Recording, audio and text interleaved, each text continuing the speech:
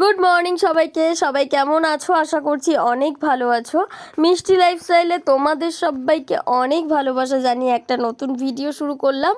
আর মোটামুটি এখন তো ওই 9:30 মতো বাজে। আর 9:30টার সময় কেন গুড মর্নিং বললাম, কারণ একটু আগেই আমি ঘুম থেকে উঠেই আর কি বাড়ির টুকটাক কাজকর্ম করে আর কি চান করে নিয়েছিলাম।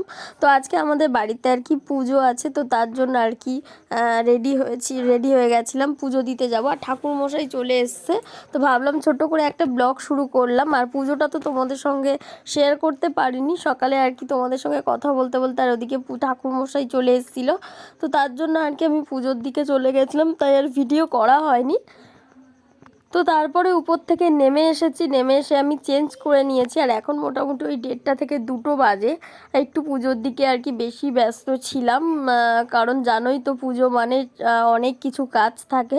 তো তার জন্য একটু আর কি পুজোর জন্য ব্যস্ত হয়ে পড়েছিলাম। আবার নিচে নেমে এসে তোমাদের সঙ্গে আবারও ভাবলাম যে ভিডিওটা যেহেতু শুরু করেছি তাহলে কন্টিনিউ করতে থাকি। তো এখনও পর্যন্ত আর কি খাওয়া দাওয়া হয়নি। সকালে তো রান্না বান্না করেছিলাম, তোমাদের দাদাভাই আর কি খাওয়া দাওয়া করেছে, বাবা মা আর কি খাওয়া দাওয়া করেছে। তো এখনও আমার জন্য কিছু করা হয়নি আর খাওয়াও হয়নি। তো চলো কিছু করব, কিছু খাবার দাবার করব।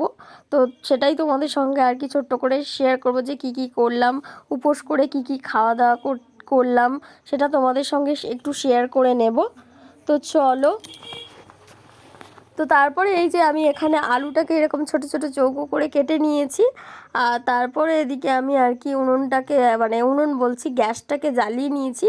আর এদিকে আমি একটা কড়াই বসিয়ে দিয়েছি। আর কড়াইয়ের মধ্যে আর কি আমি সাদা তেল ব্যবহার করেছি।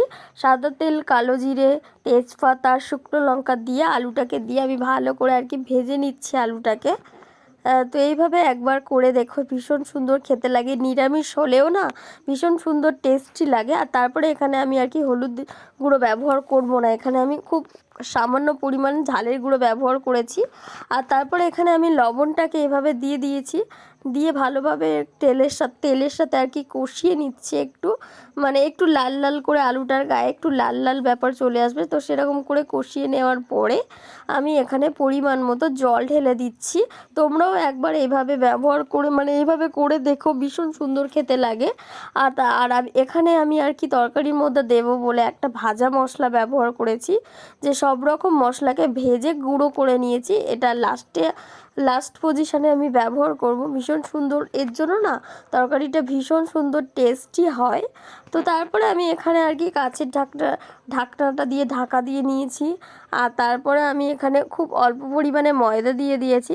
ভেবেছিলাম লুচি করব, কিন্তু না, লুচি করার সময় নেই, ভালো লাগছে না, শরীর টানছে না, তার জন্য আর কি আমি খুব অল্প পরিমাণ ময়দা নিয়ে 2 কি 3টে আমি গোলা রুটি বানিয়ে নেব। আর আমার গোলা রুটিটা অতটাও পছন্দ না, কারণ গোলা রুটিটা একটু মোটা মোটা হয়, তো তো তার জন্য অতটা ভালো লাগে না। তো আমি এখানে ভাবছিলাম যে একটু পাতলা করে করব, যে দেখি কেমন লাগে। আর এই পজিশানে আর কি আমি এসে দেখছিলাম যে তরকারিটা আর কি সিদ্ধ হয়েছে কেন, কীরকম। তো এর পজিশানে আমি এসে ভাজা মশলাটাও দিয়ে দিয়েছিলাম। আর লবণটা চেক করে নিয়েছিলাম, আলুটা সিদ্ধ হয়েছিল কিনা দেখে নিয়েছিলাম। তোমরাও এইভাবে একবার করে নিও। তো চলো, এবার আমি এটাকে আরেকটু ফুটিয়ে নামিয়ে নেব। আর তারপরে এই যে ব্যাটারটা করেছিলাম, ব্যাটারটা প্রচণ্ড পাতলা করে ফেলেছিলাম, কারণ আমার অতটাও গোলা রুটি ভালো লাগে না, তার জন্য আর কি পাতলাটা করেছিলাম। তো এদিকে আমি আর কি কড়াইটা জেলে দিয়েছিলাম, গোলা রুটিটা উঠবে কিনা ঠিকঠাক জানি না, তো যা উঠবে তোমাদের সঙ্গেও একটু শেয়ার করব। তো তারপরে এখানে আমি খুব অল্প পরিমাণে তেল দিয়ে নিয়েছিলাম।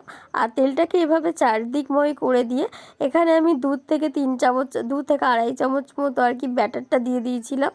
আর তারপরে এখানে আমি একটু আর কি ওয়েট করছিলাম যে যতক্ষণ না আর কি কড়া থেকে ছেড়ে ছেড়ে আসে, কারণ গোলা রুটিটা একটু মোটা হলে না ভালোভাবে ছেড়ে আসে।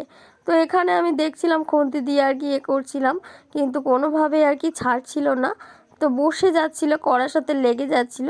আর তারপরে এই যে আমি কেটে একটু উল্টে নিয়ে আর কি তুলে নিয়েছিলাম। তারপরে আবারও একটা করছিলাম, দেখাচ্ছিলাম তোমাদেরকে যে এটাও হয় কি না হয়। তো এটা বেশ ভালোভাবে উঠেছে, কিন্তু উল্টানোর সময় না এই জাস্ট ছিঁড়ে গেছে। তো পরে ছিঁড়ে যাওয়ার পরে আমি একটু ভালো করে আর কি নাড়িয়ে নিয়েছি। আর এখানে আমি 2 থেকে 3টে করেছিলাম। আর এই যে আমি নিয়ে নিয়েছি, এখানে ছিল প্রসাদ, এখানে ছিল আলুর তরকারি আর গোলা রুটিটা। তো চলো খাওয়া দাওয়া করে নিই। আর তারপরে এই যে আমি খেতে বসেছি, বসে তোমাদের সঙ্গে আর কি কথা বলছিলাম যে এখনও খাওয়া দাওয়া হয়নি। আর এটা করতে করতে 3:30 মতো বেজে গেছিলো। তো 3:30 বেজে গেছিলো, আর সেটাই তোমাদেরকে বলছিলাম যে চলো এবার একটু খাওয়া দাওয়া করে নিই। তো চলো খাওয়া দাওয়া একটু করে নিয়ে তারপরে আবার তোমাদের সঙ্গে কথা হচ্ছে যে চলো। আর প্রচণ্ড আর কি মাথা যন্ত্রণা করছিল এই পজিশানে এসে, আর ভালো লাগছিল না। তো চলো একটু খাওয়া দাওয়া করে রেস্ট করে নিই। আর তারপরে খাওয়া দাওয়া করে রেস্ট করে নিয়েছিলাম। আর এটা একদম সন্ধেবেলা ভিডিও ছিল, মানে এখন মোটামুটি ওই 7টার মতো বাজে। তো একদম সন্ধেবেলা তোমাদের সঙ্গে আবারও কথা বলতে চলে এসেছিলাম। আর গাছে থেকে মা আর কি একটা লেবু নিয়ে এসেছিলো, মানে খুব ছোটো লেবুটা ছিল। তো নিয়ে এসেছিলাম, নিয়ে আর ভাবলাম যে চলো লেবুটাকে কাটি। তো লেবুটাকে কেটে আর কি দেখবো কেমন কি হয় না হয়। তো আজকে একটু কেনাকাটা করার ইচ্ছা ছিল, তো যাব বলে ভেবেছিলাম, তো যাওয়া হয়নি। তার জন্য আর কি তোমাদেরকে এখানে বলছিলাম যে কেনাকাটা তো করা হয়নি। তো চলো লেবুটাকে কাটি। আর লেবুটাকে কেটেছিলাম, অর্ধেকটা কেটেছিলাম। আর লেবুটা এইরকম হয়েছে, মানে কীরকম একটু ঘাটা ঘাটা টাইপের হয়েছে। অফ সিজনের লেবু তো ওর জন্য আর কি।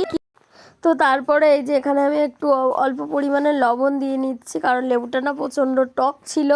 তো আর এখানে একটুখানি 1 চিমটে মতো ঝালের গুঁড়ো ব্যবহার করেছি। আর তারপরে এই যে এখানে আমি চামচ দিয়ে ভালোভাবে নাড়িয়ে নিচ্ছি।